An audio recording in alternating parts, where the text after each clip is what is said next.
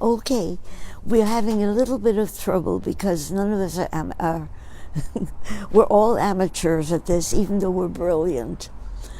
And so I'm beginning again. Welcome all of you, and those who celebrate Sukkot, happy Sukkot. My nephew David had asked me quite a while ago to speak about healing, because he said all of us have a need to hear something which relates to us right now, because we're all in sort of quarantine or worse. And so I'm going to speak about lupus, which was a deadly disease which hit me at a time when no doctor seemed to know what it was. It started simply. I hit my knee on a car door. It swelled up. I went to a family doctor. He prescribed cortisone. The swelling went down, but came right back again when we stopped with the cortisone. So I kept on going to the same doctor, and he kept giving me different medications. Later on, when Dr. D'Angelo healed me, he said this was called the slingshot method, where you fire everything at the patient and you hope something works. It did work. It gave me lupus. And excuse the cars that go by. Eventually airplanes will also. But I've got this great gadget, so I don't think you really hear much of it. At any rate, I was a mess. My ears were ringing. My fingers were so swollen that I couldn't blow my nose because I couldn't bring them together. They were like fat sausages. My legs were fat sausages. My body was a mess. But I didn't know what to do because I knew I couldn't say no to a doctor and leave him.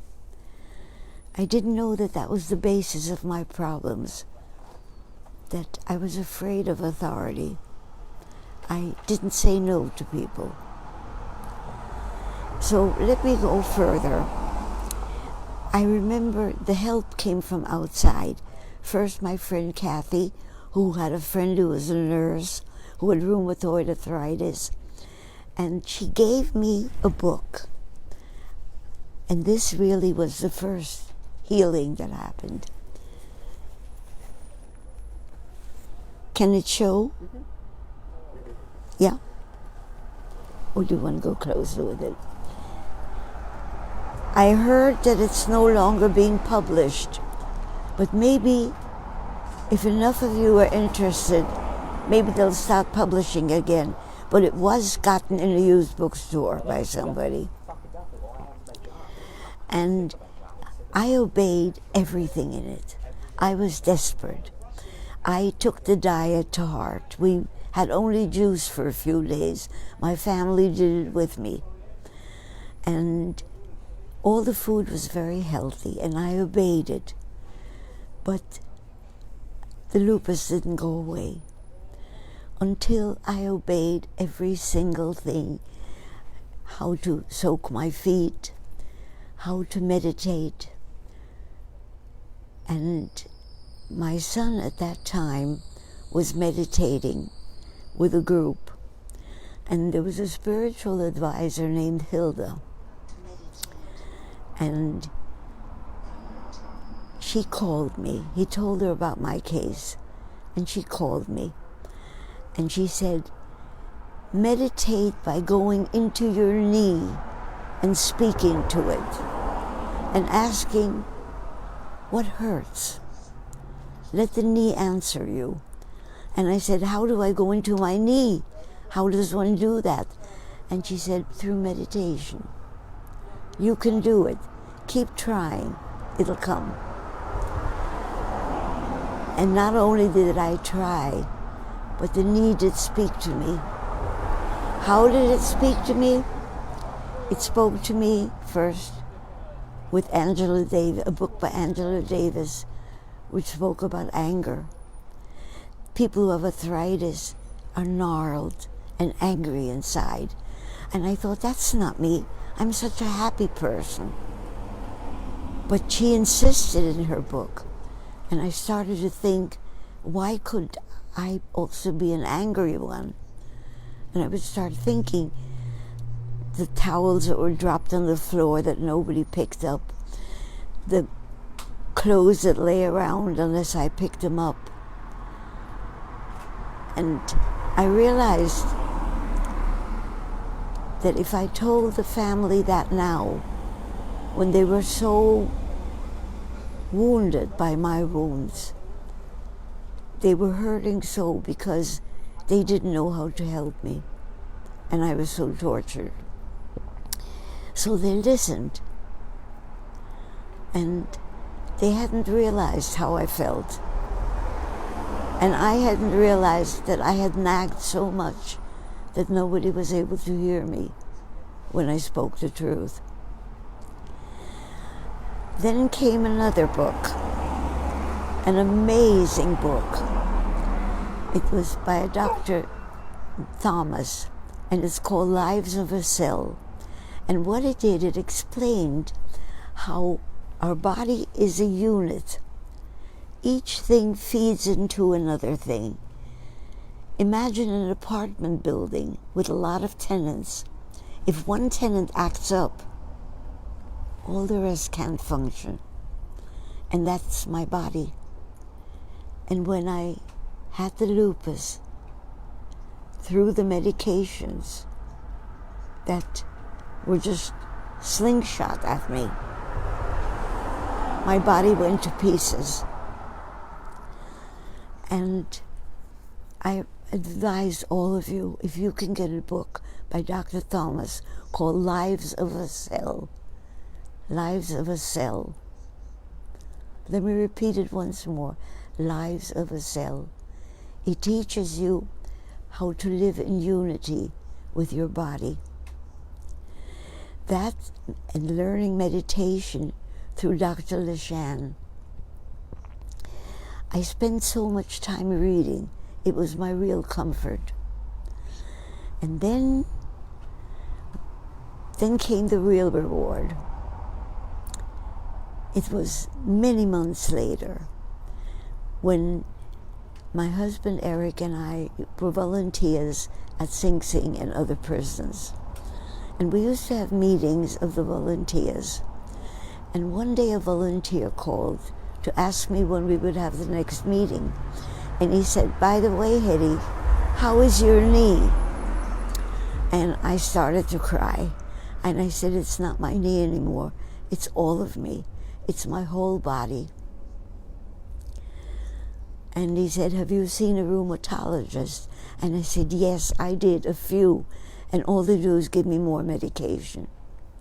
So he said, well, my daughter is married to a Dr. Mastroli who works for a Dr. D'Angelo. And he works with incurable diseases. When do you want to see him?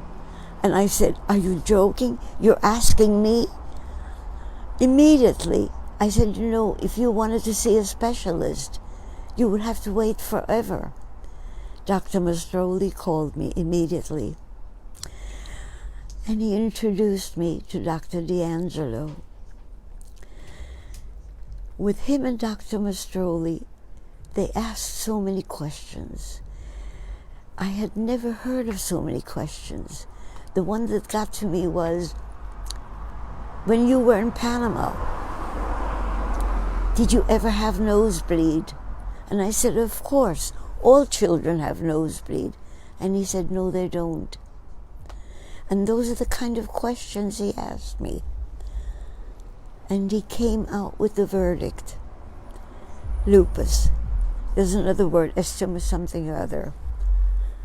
But it was lupus. And then he said this to me, and I'll never forget it. He said, I'll be there no matter when you call. You can call me morning, noon, or night, and I'll be there. Because the fear in you is making you so sick. I'll be there. And it was true. It was true. Many months later, when I wrote him a letter and said, Dr. D'Angelo, I walked 100 blocks. 100 blocks. I can dance. I can run. I can walk upstairs and downstairs. Thank you. And if I would not have been a volunteer in the prisons, I would never have met Fred Ciccarelli, whose daughter married Dr. Mastroli, who worked for incurable disease cures with Dr. D'Angelo. I'd like to mention, this is what we lose if all we do is walk through the world doing nothing for anybody and being afraid. Fear does that. It does that. I want to talk about something else. I want to talk about fear. When I married my husband, he was a concentration camp survivor who was filled with so much anger and hate, but never showed it. He buried it inside of himself.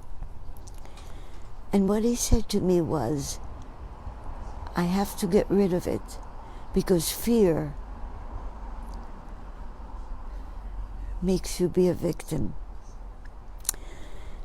My fear is what he worked on. He would say, if you're afraid, then they won.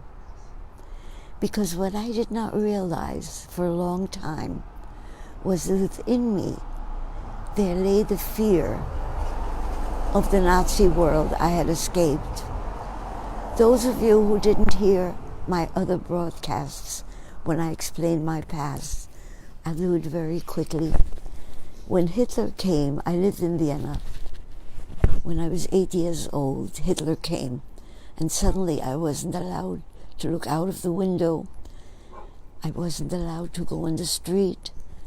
I wasn't allowed to speak to anybody, and we went into hiding in our apartment for 6 months. And 6 months later, my Uncle Max and my Uncle Harry in Panama sent us visas, and we escaped.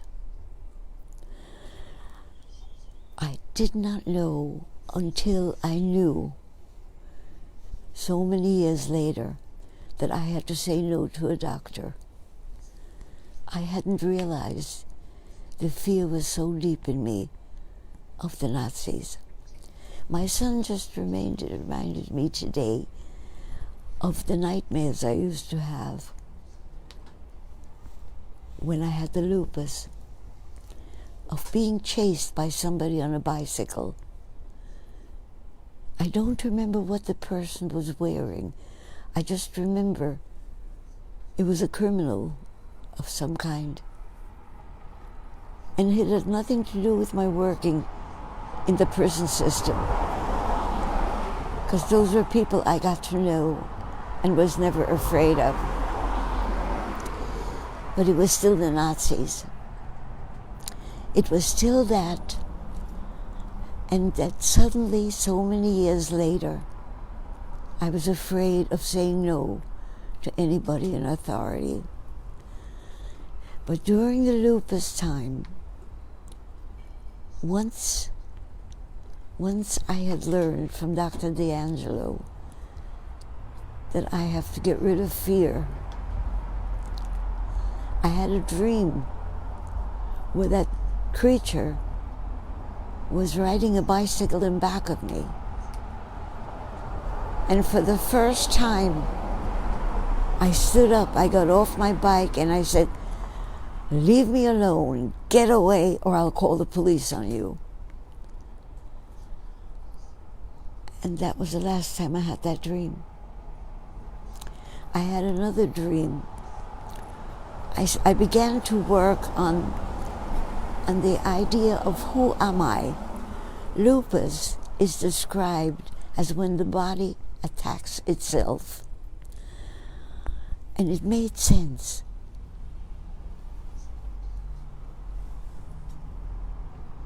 I, myself, I am afraid of doing this.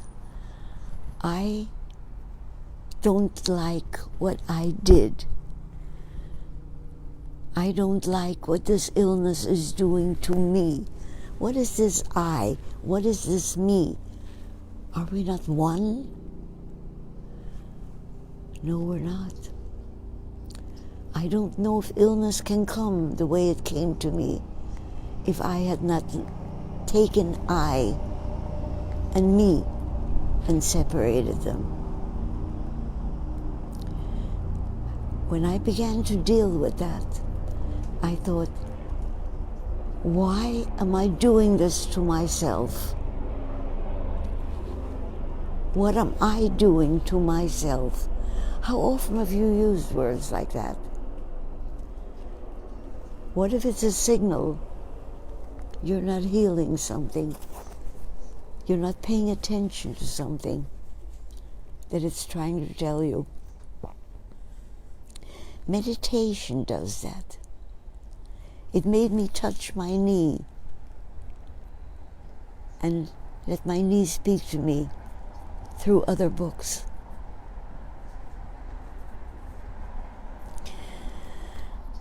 I am worried about one thing, that the culture we are now keeping for ourselves is one which doesn't speak.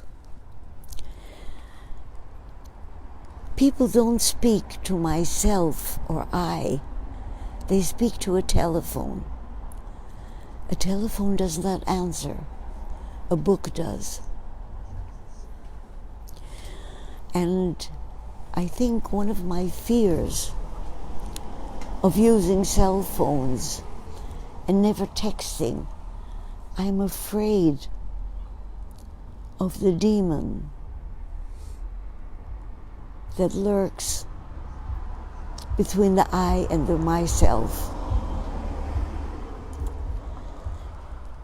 Read the book, another wonderful book, Origin, by Dan Brown, where he explains how we're being devoured, that civilization is disappearing because technology is taking away our identity, which bothers me so much at the Facebook messages which I get from people I have never known, have never met, will never be able to know or meet, who say questions to me on Facebook like, how are you today? How do I speak to them? How can I answer a question like that? Do I talk about my toothache? Do I talk about my left toe? Do I talk about the sunset I saw today? Don't ask me those questions. Those are text questions where somebody says, how are you? And you say, okay, and hang up. If you have a question to ask, let it be a serious one, and I will answer it the next Monday on Facebook. I won't correspond with you because I don't have time. And that's another thing I learned. That wonderful nurse whom I spoke to, who gave me the Warmbrand book. When I was completely healed, I called her and I said, I owe you so much. You were always there for me. I want to be friends with you for the rest of my life. Could you come over for dinner? And you know what she said? And that's giving me the greatest gift on Facebook. She said, no, I don't have time for friendships. I have time for people who need me, and you needed me. And that was my need to give back to you, but I won't speak to you anymore because I don't have time and you don't need me anymore. And when I get these questions from Facebook and I feel so bad because I can't answer, I think maybe I could borrow her courage to honestly say, I don't have time for texting questions. Write me a question for which you need an answer. Not how are you, because I'm not going to tell you how I am, because I don't know you well enough. I have no history with you. But if you write a question that deals with what can be answered in one sentence, I promise to answer the next Monday on Facebook. I won't use Messenger. I won't use another machine. I'm technologically kindergarten. And the less technology is around me, the freer I am to paint and draw and speak. How much time do I have? But you have some comments. Oh, I would love the comments. Yes. Okay. So, Janine says, hi, Hedy, love you. Janine, I love you. And we correspond with each other, and that's such a gift. And then Michelle Kowalski says, good evening, Hedy and crew. And then she says, we all loved Hilda. Oh. Do you practice Hilda? We'll see. Mary Lou Bill Gray says, hi, Hedy, joy. She's one of the gifts that I have. The biggest gift. Sandy says, I am here. Hi. And then Susan said, I'm mesmerized just listening to Hedy's stream of consciousness. She is so wise. Can you do a stream of... That's a wonderful sentence, thank you. Because that's what happened during the lupus time. I would think of something like I and me.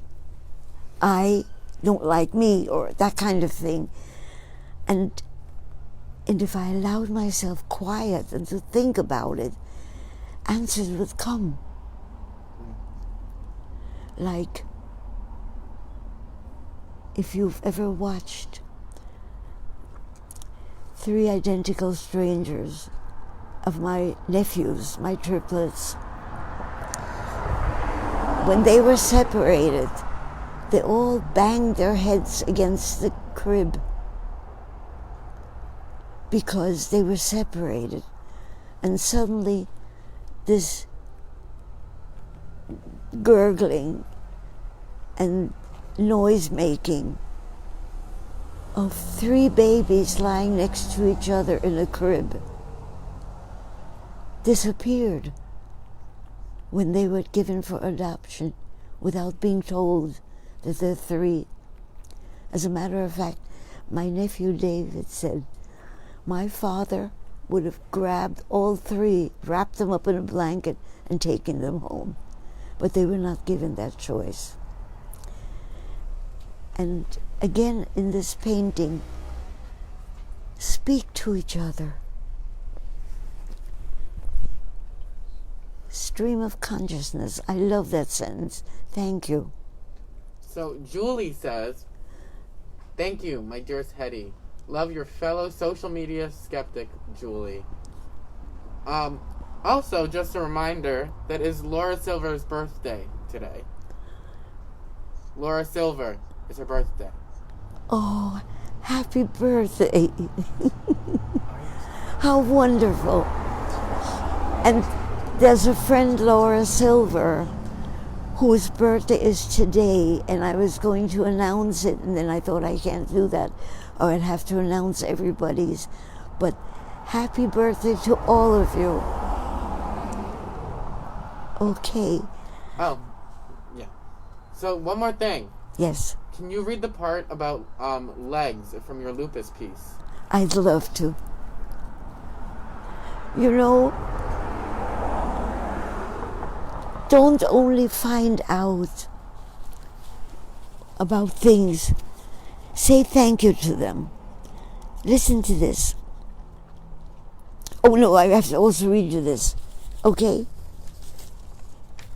Read both. Okay. My body had never been... No.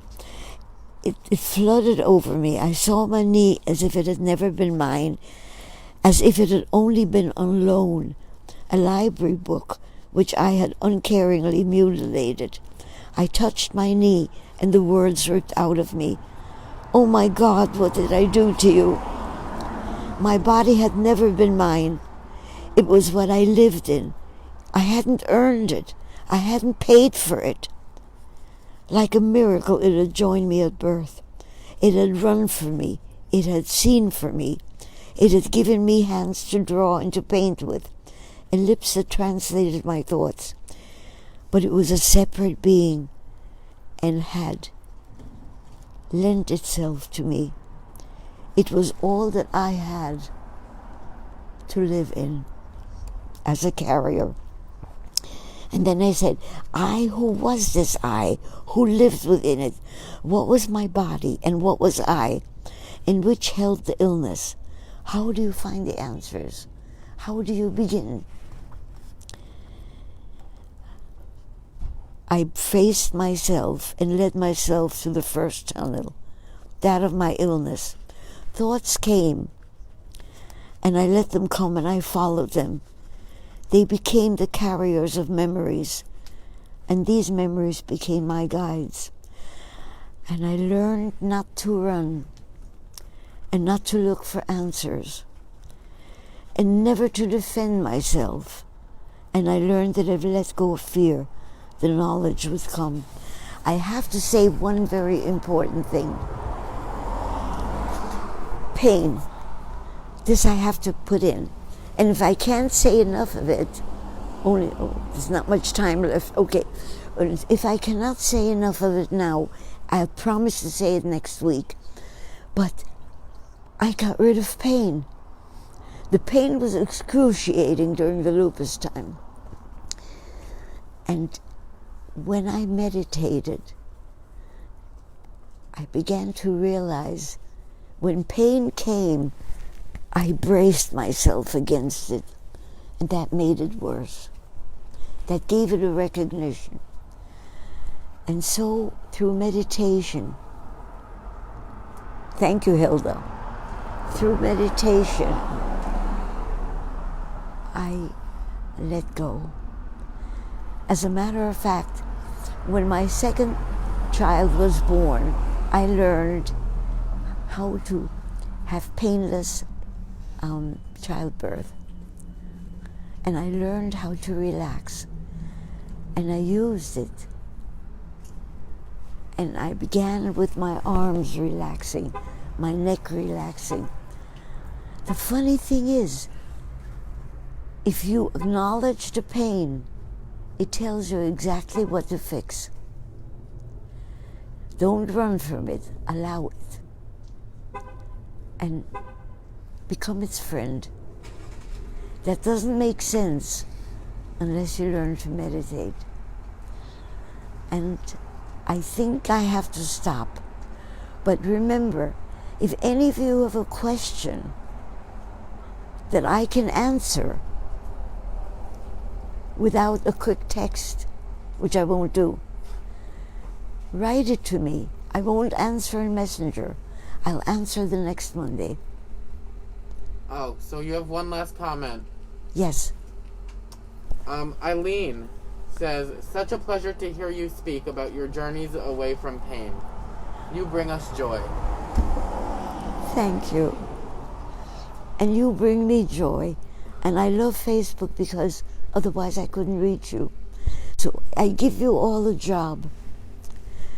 Begin to know somebody who is different from you. I love you all. Thank you for being my friends.